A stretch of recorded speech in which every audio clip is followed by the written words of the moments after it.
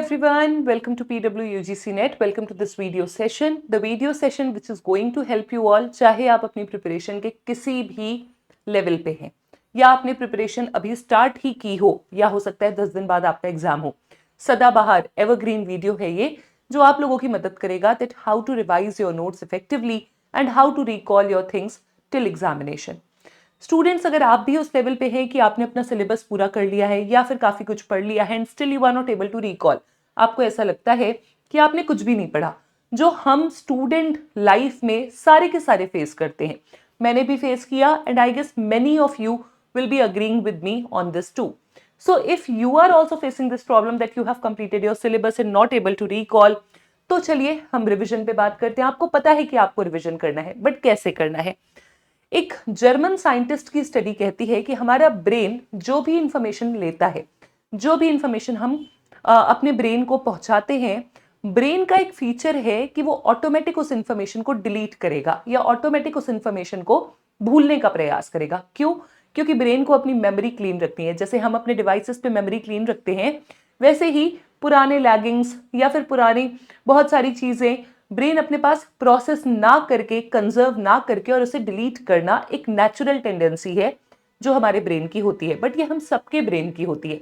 फिर वो एस्पिरेंट्स जिनको सब कुछ याद है, जो एग्जामिनेशन क्लियर कर रहे हैं, और वो जिनको चीजें याद नहीं है, जो भूल जाते हैं, उनमें क्या फर्क है? उनमें फर्क है रिविजन की तकनीक का. स्टडी कहती है कि हम जो भी पढ़ते हैं 1 घंटे के बाद उसमें से 50% इंफॉर्मेशन हम भूल जाते हैं. और आपको पता है 1 दिन के बाद 70% इंफॉर्मेशन हम भूल जाते हैं. अगर हम 1 महीने की बात करें तो 90% इंफॉर्मेशन हम भूल जाते हैं. और आपका एग्जाम तो अभी 2 महीने बाद है, तो क्या करेंगे एग्जामिनेशन हॉल में?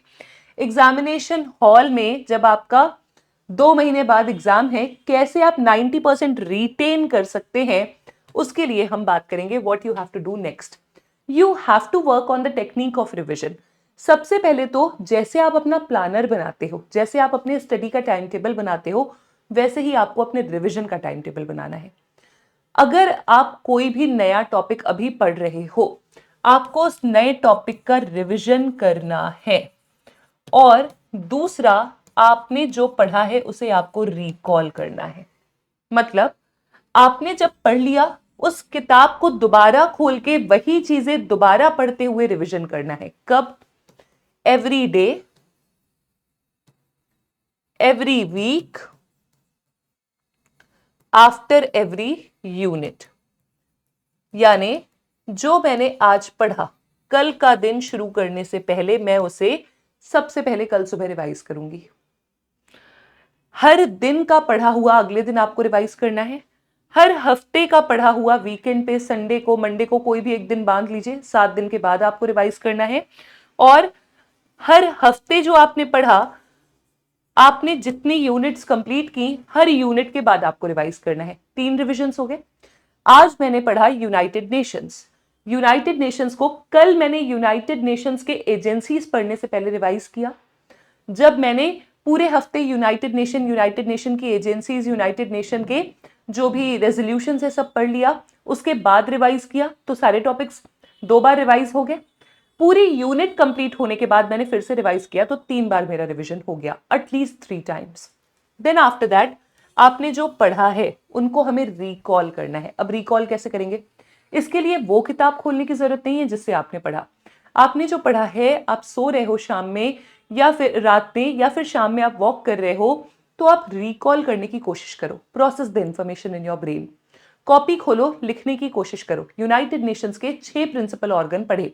कोशिश करो आप जब वॉक कर रहे हैं, कहीं बैठे हुए हैं, फ्री इंट्रोस्पेक्ट कर रहे हैं, उस समय कोशिश कीजिए याद करने की जो आपने पढ़ा था विदाउट ओपनिंग द बुक्स. इसके लिए आप चाहो तो माइंड मैप्स का प्रयोग कुछ स्टूडेंट्स करते हैं, फ्लैश कार्ड्स बनाते हैं, शॉर्ट नोट्स बनाते हैं, उनका प्रयोग आप कर सकते हो. आपने शॉर्ट नोट्स बनाए हैं, शॉर्ट नोट के माध्यम से आप अपने जो पूरे नोट्स हैं उनको रिवाइज करने की कोशिश करो. फ्लैश कार्ड्स बनाए हैं, माइंड मैप्स बनाए हैं, उनके माध्यम से आप रिवीजन करने की कोशिश करो. इफ नॉट, PYQs और मॉक्स के माध्यम से रिवीजन करने की कोशिश करो. आपने सोचा चलो टॉपिक तो पढ़ लिया है, देख लेते हैं कितना समझ आया. यूनाइटेड नेशंस के PYQs उठाए, IR के. एक PYQ सॉल्व कर पाए, दूसरा नहीं हुआ, क्या होगा? दूसरे पीवाईक्यू के आंसर की तरफ जब जाओगे तो आपको याद आएगा कि अच्छा ये तो मैंने नोट्स में पढ़ा था। नोट्स का वो स्पेसिफिक पोर्शन खोल करके रिवाइज कर लिया, तुरंत हो गया रिवीजन। इंपॉर्टेंट टॉपिक भी था क्योंकि पीवाईक्यू में था, प्लस उसके साथ साथ जो पीवाईक्यू में एडिशनल इंफॉर्मेशन मिली उसको भी याद कर लिया। मॉक्स लगाते हो, कोई नया टॉपिक सामने आता है, नए टॉपिक की तो इन्फॉर्मेशन आपने लिख ली अपने नोट्स में, बट कोई पढ़ा हुआ टॉपिक याद नहीं आ रहा तो क्या करेंगे, अगर मॉक्स में सफिशिएंट एक्सप्लेनेशन है उसके माध्यम से रिवाइज किया, नहीं तो उस टॉपिक को दोबारा आपने रिविजिट किया। जब आपने अपनी किताब खोली, अपने नोट्स खोले और वहां पे जहां पे आपने पढ़ा था वहां पे आप दोबारा विजिट करोगे तो आपको याद आ जाएंगी चीजें। और वैसे भी कहा जाता है जो क्वेश्चन हमसे गलत हुआ है वो क्वेश्चन हमें याद रह जाता है। तो अगर मॉक में पीवाईक्यू की प्रैक्टिस में गलत हो रहा है तो एग्जामिनेशन हॉल में वो इन्फॉर्मेशन गलत नहीं होनी चाहिए। तो आपने जो भी पढ़ा है उसे आपको रिवाइज करना है मल्टीपल टाइम, रिकॉल करना है मल्टीपल टाइम, अलग अलग माध्यम से, और उसके बाद जाकर के चीजें आपकी लॉन्ग टर्म मेमोरी में प्रोसेस हो पाएंगी। शॉर्ट टर्म मेमोरी को लॉन्ग टर्म मेमोरी में हमारा ब्रेन प्रोसेस करता है बहुत अलग अलग तरीकों से। आप चाहो तो मैं आपसे कहती हूँ ना, कोई आपको फैक्ट्स याद करने हैं तो निमोनिक्स बनाओ, कोई आपको फैक्ट्स याद करने हैं तो कोई सिचुएशन क्रिएट करो अपने माइंड में, कोई स्टोरी बनाओ, कुछ भी ऐसे सिली से सिली चीजें बनाओ, इमोशनल टैगिंग करो। अच्छा, ये थिंकर इस साल में जन्म लेते हैं, तब मैं 20 साल का था, 30 का था, 40 का था, मेरी मदर इतने साल की थी। कुछ भी आपको स्टोरीज बनानी है, रिलेट करनी है चीजें, क्योंकि जब एग्जामिनेशन हॉल में जाओगे आप तो आपको उसका कॉन्टेक्स्ट याद आएगा। बहुत बार ऐसा होता है हमारे पास कुछ हमारी मेमोरीज, अगर हम पढ़ाई की बात नहीं कर रहे हैं, कुछ हमारी मेमोरीज हमें एग्जैक्टली याद हो ना हो, बट हम उस समय क्या फील कर रहे थे, उस दिन क्या फील कर रहे थे, जब हमारा रिजल्ट आया था बहुत खुश थे, बहुत दुखी थे, दुखी थे, थोड़े खुश थे, वो फीलिंग हमें याद रह जाती है। 10th के रिजल्ट के नंबर या परसेंटेज याद हो या ना हो, ये जरूर याद हो जाता है कि हमारे घर में क्या माहौल था उस दिन, पापा के फेस पे खुशी थी कि मम्मी के फेस पे खुशी थी, वो याद हो जाता है। तो इमोशनल टैगिंग से हमारा दिमाग बहुत सारी चीजें रिटेन कर पाता है।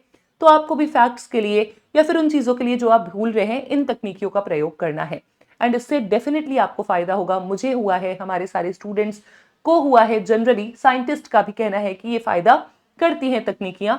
आप भी यूज कीजिए और इफेक्टिव रिविजन में खुद को आगे लेकर के जाइए, because effective revision will be the thing जो आपको एग्जामिनेशन हॉल में अच्छा परफॉर्म करने के लिए मोटिवेट करेगा। With this I will be ending it here. Thank you so much. I hope you found this informative and interesting and helpful too. Keep studying, keep learning. Bye everyone, take care.